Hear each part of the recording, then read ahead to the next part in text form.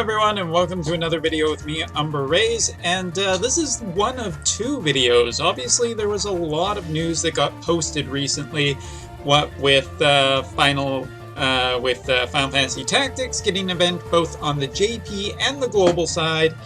And before I talk about the global stuff, and I know you guys definitely want me to talk about the global stuff, I thought I'd show off some of the new features that have happened on the JP side. And these are features that, heck, even I didn't know that we were getting necessarily all these features, or I forgot at some point. So we're going to talk about that. We're also going to show off the Final Fantasy Tactics event, and hopefully you guys on Global will be able to get some good stuff out of this to plan for the future, as I'm sure many of you are rushing down both Ramza as well as Orlando shards. And for those of you who did not get Ramza or Orlando and are feeling a little down, don't worry, there are other really great units that trounce Landu. So there you go. He's not the greatest thing ever, but he is still really, really good. So first of all, you're going to notice that my WOTV screen is actually on this kind of weird clock thing. Well, this is one of the new features added in version 1.5 is an power savings mode. This will continue to run the game in the background, but will help save some battery life while you are farming.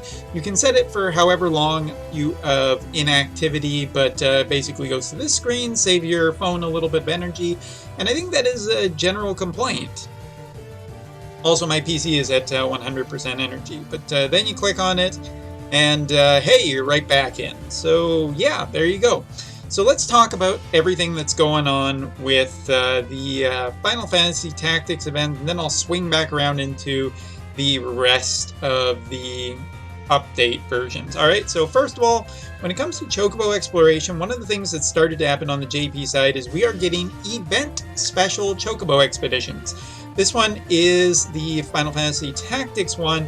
As you can see, it has a chance of dropping all kinds of different shards and all kinds of different materials. Mostly it's going to drop event currency, so it's a little bit of a way to get some extra currency from this event. Let's check what I've gotten so far. Hey, what a surprise. No character shards. Alright, it's working as intended. Now, the other question that I continually am asked about is, hey, what about character shards from old characters? I think a lot of people have been wondering this, what Part 2 would bring to the table, and it doesn't bring a ton. First of all, you will be able to get both Agrius and Delita shards from the currency exchange shop, 80 of both of those, 100 of Mustachio, and then from there will be an extra 40 of both Orlando as well as Ramza. So if you guys are looking to maximize your Lapis on the global side and you're not too worried about having a unit stuck at 89 for a while, you could get up to 160 shards at LB4 and just wait for the second event. Then bam, get the rest of those shards and save a bit of Lapis, and that's pretty nice. So yeah, there you go. And there are some alternatives, or options to get Gafgarian shards too. And from there are Rainbow Rock, there's a Rainbow Rock, singular, not plural, a UR Orb, and all the currency stuff that you do expect, as well as the new farming item. Interestingly, there is no recipes in the shop for the sword from the first event. So keep that in mind, although you can still farm recipes for those. And in the future, for global players, for those of you who are struggling with gold, you can actually every day exchange some of your currency for gill snappers. And this is one of the ways that I have gotten up to like 137 million gills. So there you go. That's a little bit of a option. But of course, that's not the only thing, of course. There is also the shards that are available in the shop from refreshes, and there is an event shop too. Now this event shop came with a special 2000 paid Lapis bonus for Agrius, and a total of 120 Agrius shards, and Delita got up just 120, and then there are also shards for Mustachio, the UR card, and the Chocobo MR card too. Other than that, basically the same kind of stuff that we have normally seen. However, there was a special event shop that is more tied to the fact that Japan is having a commercial run right now to get more interest in the game. And for 5,000 paid lapis, you get 19 UR orbs, 9 rainbow rocks, and a whole bunch of fire materials. It's strange. It's almost like it's a Delita Awakening pack, but not there. Not in the event shop. Anyway, so that is basically all of that. And as for banners, there was pretty much the exact same type of banner setup that you've seen on Global, a split banner with a lot of stuff in common. Of course, you can pull any of the 4 tactics units off of this, but their own specific banner has their own specific up rate. So like the Agrius banner has an up rate for Agrius, and the Delita banner has an upgrade for Delita. And the coins that you get off both can be used to purchase any kind of shards except the UR character. They are UR character specific, so if you're really interested in Agrius, you should be going on the Agrius banner. And if you're interested in the Delita, you should go on the Delita banner. But there is no guarantee for either of those. With paid lapis, there was a couple of guaranteed banners. One for 2k paid lapis on the JP side that came with 4 guaranteed URs. Some combination, I do believe, of cards and characters. Although it might have been 2 cards, 2 characters. Either way, that was one of them. And there was a Final Fantasy Tactics step up on the JP side, which was a UR character or card for the first 2 step-ups, or first 2 parts of the step-up, and the final part of the step-up was a random of the 4 tactics characters. So that might be something that you will be looking forward to in the future with Global. But there you go. There's a look at what kind of banners. It should also be noted that there was no tickets. There was no Final Fantasy Tactic tickets like there was in the first one. Those have not shown back up again. I'm just doing this because I got it. Okay, nothing good. All right. Business as usual. There is, however, a brand new bingo card, but the bingo card is pretty similar. It should be noted, too, that the original bingo card from the first one is back. So if you didn't complete that in the first one, it's back again. But the new one features just some awakening materials for the characters, as well as, at the end, Mustachio cards. It's not amazing, but it's okay. It's okay. I kind of wish there was a little bit more, but, you know, that's the general bit of it. And looking into the event itself, for anybody who's curious, JP has this new thing where, starting from almost the first day of the event,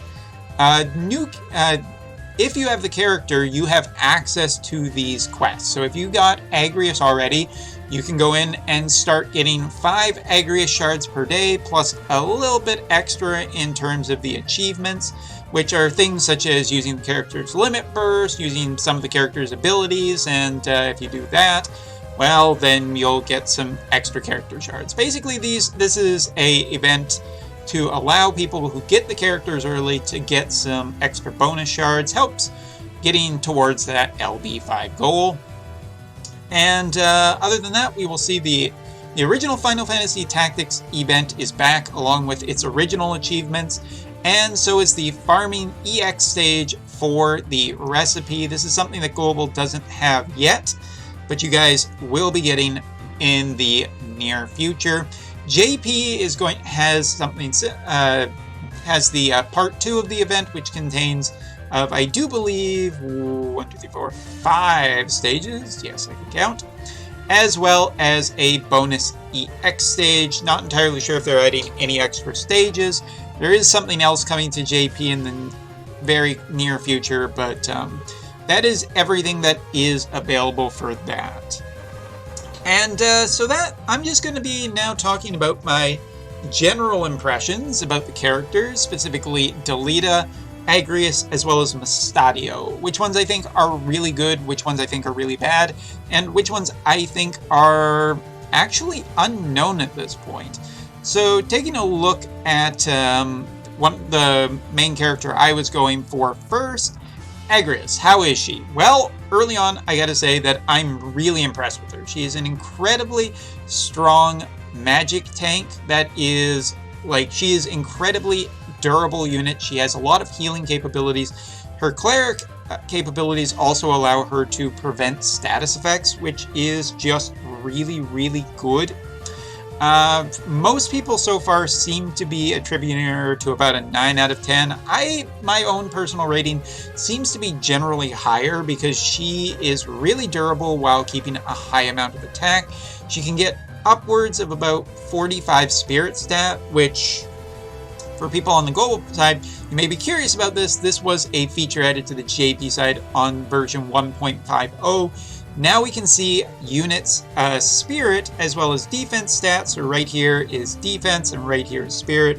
This previously and in the global side is actually invisible. You cannot see this without hacking the game's code or data mining it.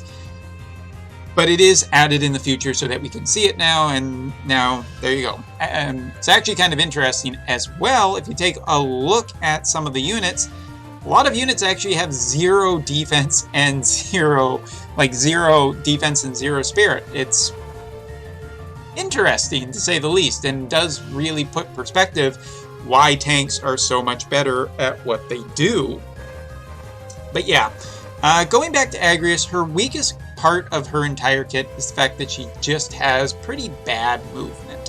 3 move and 1 jump is not super great, and she has no way of extending that and making that way better, and it does show. Early on she has been pretty slow, but she can get up to a really nice, decent level of speed, and yeah, her movement does end up being probably the weakest part of her entire kit. And I gotta say that I don't consider it a problem for a couple of reasons. One, she has incredibly high HP, she has pretty good speed when she gets high enough, and high enough level. And also, the other thing that I particularly like about her is that she has a tracked blade. A tracked blade will gain a certain amount of infamy from the enemies. It's also an AoE damage attack, so she can hit the enemy from a good distance. And that is probably another part of her kit that I think makes up for the fact that she doesn't have good movement, is she has a pretty good range on almost all of her abilities, with about 3 range on a lot of them, and a lot of her attacks hit AoE and hit with status effects. So for a unit that is basically going to be pulling aggro, she already has a ton of HP, she has a ton of spirit, a really good defense too, and good enough speed that she will be getting actions quite a bit of the time.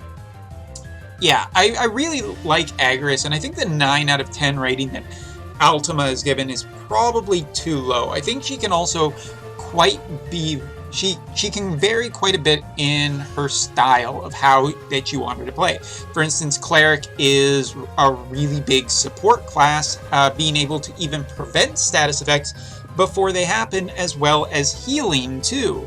So that is just a really good option for her, especially because she can take a lot of damage herself. Her Paladin will give her a lot of defensive options to basically push her into like a super high quality tank that can take a lot of damage, both physical and magical, but still can output a lot of damage. I've seen her at level 80 have really high spirit and defense, but also have really solid attack too. And the other benefit to her being a magic tank that doesn't rely on magic is the fact that she can have a high attack, a low magic, and a low faith stat, meaning that she will take even less magic damage. So I think there's a lot of good synergy in her kit, even as if you have her as a tank, but if you have her as a holy knight, this is going to keep me on track for just how long I've been talking about a character. Overall, I think that her general kit works very strong, either as DPS, tank, or as a backup support healer that will also do damage.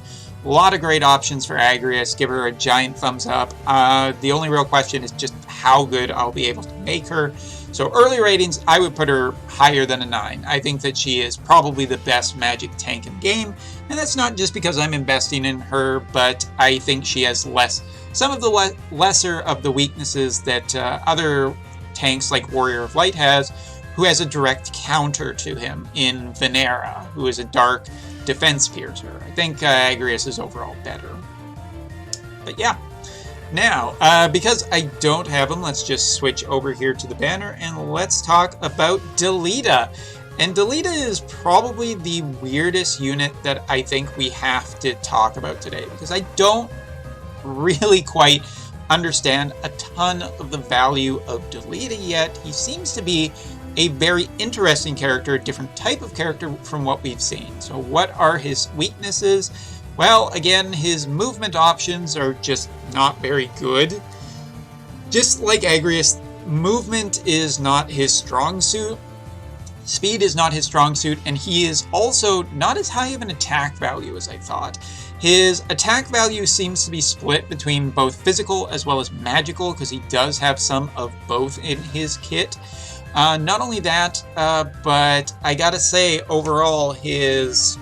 how do I say that? Like, his physical attack is lower than Orlando, and it is lower than Delita, and that is something that I think is a pretty big hit against his general kit. When people have evaluated him at about a 9 out of 10, I think that's fairly accurate to an extent, but possibly because we just don't know how to use him yet. I do think that he is a different type of character, and one of the key abilities that he does have is his meditation ability, which is in his high level. I think you have to go quite a bit in to get it, but yeah, meditation, here's what it does. It basically gives him a 60% buff to attack and magic. That means that his attack and magic stat don't need to be incredibly high. In his spirit, he already has boost to attack, so he will get a super high attack value and a good magic value either way.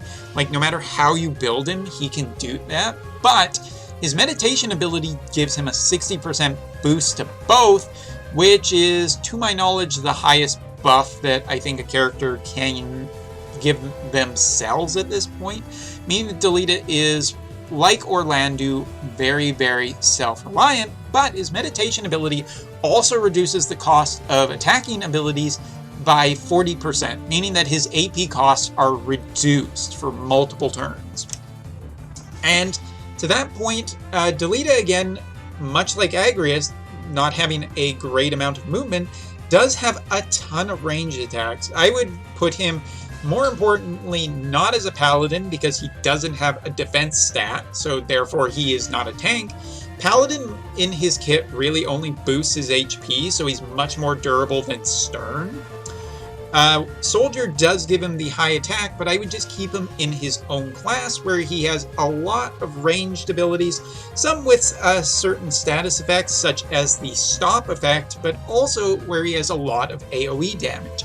Either way, with meditation, he can essentially power himself up turn 1, use his AoE limit burst on turn 2, and then dish out a good amount of damage. From the level 80 trial unit that I was able to test in the game, his limit burst was hitting for about 5,000 points of damage, and that's pretty darn strong without an elemental advantage or an completely maxed out kit. So I think Delita is very strong, but he's a different type of unit. Looking at his base stats, you will not see the strength of his kit, but it is definitely there. He is a very interesting unit for having the AP reduction and just going off of that. And the last character I do want to talk about is Mustachio. Mustachio, who is a MR Earth unit, and of the Gunner, Hunter, and Thief class, which is a really good combination for a whole bunch of reasons. Early points about him: first of all, easier to get, easier to raise, is just a MR unit. Gunners, and if you have been unlucky enough to get Frederica and you don't get Lucia, I think this character is probably just a really, really solid character. He has a lot of status effects, a ton of range in his initial kit. Hunter will fix his elevation problems, and Thief is just a generally good class overall in this game because of abilities such as Steel Heart or Steel Turn. or Steal Time as I think it's known as well. Either way, all of those abilities make for a generally good kit, and because of the range and potential attack power he has, where he has a very attack-focused kit, he's also generally good for just running, laps. In other words, just repetition of a stage, because he'll be a good killer. He has a really high speed stat, too, right off the bat. Pretty nice compared to the 2 URs as well. And yeah, again, just a lot of ranged abilities as you would expect from a gunner and a hunter. But again, Thief will also make him quite quick. So yeah, I think he's just a really solid MR character. Really, really like him. Would recommend, absolutely. Now, as for the TMRs, TMRs are not something I've talked about. I'd like to wait a little bit to talk about TMRs because I'm planning on making that video, and this video is already going long enough. So let's talk about the UR card. The UR card that was gifted 1 copy on the JP side is a big boost towards party aim and a single character's attack, losing a bit of evasion. Actually, 5 evasion loss for 20% attack is a good trade-off, and 25 increase to aim. That is what I think is the real value of this card.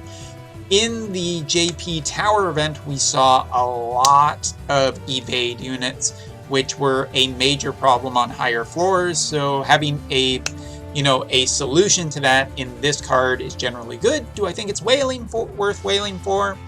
Maybe. If evasion continues to be a problem, it might actually be a much more solid card than I think Ultima even rates it at.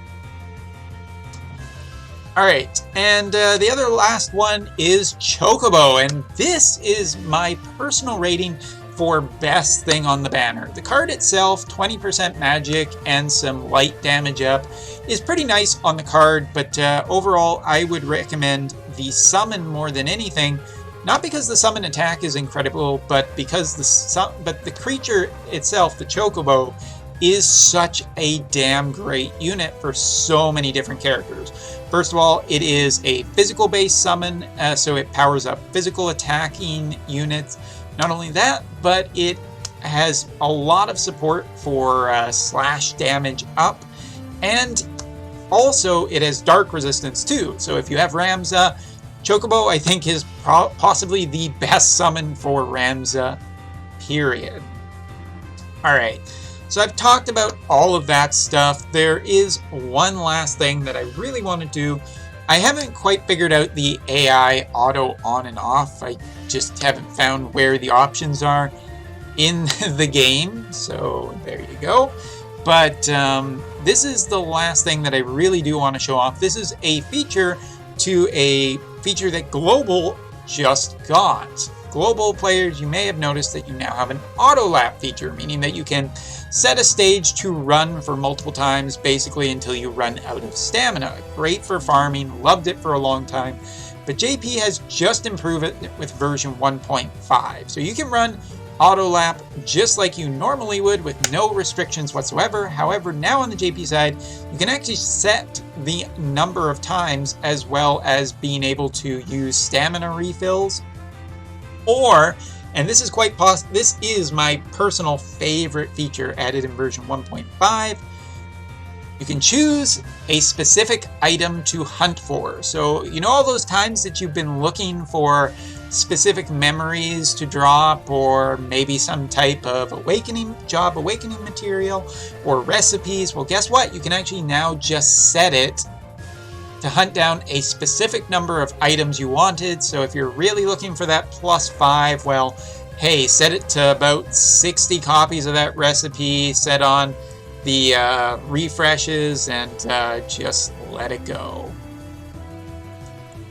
But you're going to want to be careful to make sure that you constantly go back, or that you're checking it before you start your mission. Otherwise, you could be wasting a lot of stamina. Anyway, so that is my general impression of the Final Fantasy Tactics Part 2 event. For all you global players to get a glimpse at Agrius, Mustachio, as well as Delita, all 3 great units. The Chocobo unit, that is one of the best summons in the game, and one that you should definitely look to get in Part 2, if nothing else, because any sword-based unit physical-based unit will benefit from that summon. Other than that, I am enjoying Agrius, and yeah, probably won't get deleted before the end of it. But anyway, that's enough talking for now. I think we've covered enough for this video. So next video, I'll be talking about Orlando and Ramza builds, how to do it to get the most out of them. Anyway, thanks for watching. Take care.